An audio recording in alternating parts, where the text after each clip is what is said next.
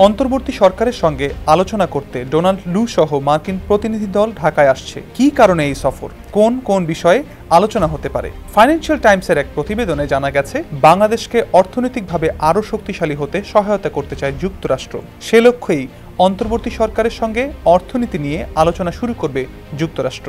আগামী 14 ও 15 সেপ্টেম্বর ঢাকায় এই আলোচনা অনুষ্ঠিত হবে।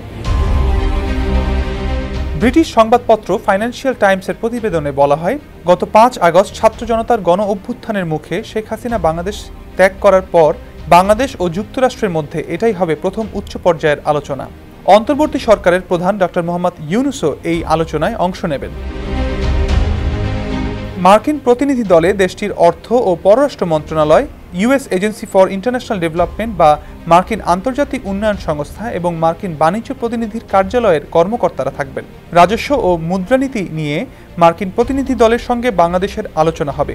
সেই সঙ্গে আলোচনা হবে স্বাস্থ্য ও আর্থিক ব্যবস্থা নিয়েও। সরকারের সঙ্গে আলোচনার পাশাপাশি মার্কিন প্রতিনিধি দল বাংলাদেশের বেসরকারি খাতের প্রতিনিধিদের সঙ্গেও বৈঠক করবেন। যুক্তরাষ্ট্রের আন্তর্জাতিক অর্থায়ন বিষয়ক সহকারী under secretary Brent Neiman financial টাইমসকে বলেন, প্রয়োজনীয় সংস্কার কর্মসূচি বাস্তবায়ন করার মধ্য দিয়ে বাংলাদেশ অর্থনৈতিক দুর্বলতা মোকাবিলা করে প্রবৃদ্ধির ধারা অব্যাহত রাখা ও ভবিষ্যতে অধিকতর সমৃদ্ধির ভিত্তি তৈরি করতে পারবে বলে যুক্তরাষ্ট্র আশাবাদী।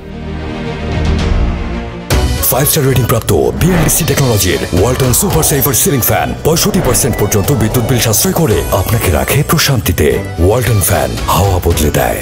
ব্রেন্ট নেইম্যান আরও বলেন, আইএমএফ ও অন্যান্য আন্তর্জাতিক আর্থিক প্রতিষ্ঠানের সঙ্গে বাংলাদেশের যে সম্পৃক্ততা, যুক্তরাষ্ট্র তাতে সমর্থন দেবে। আর্থিক খাতের গভীর সংস্কার, দুর্নীতি হ্রাস ও টেকসই রাজস্ব ব্যবস্থার উন্নয়নের মধ্য দিয়ে বাংলাদেশ যে অর্থনৈতিক উন্নয়ন ত্বরান্বিত করতে চায় তার প্রতিও যুক্তরাষ্ট্রের সমর্থন থাকবে।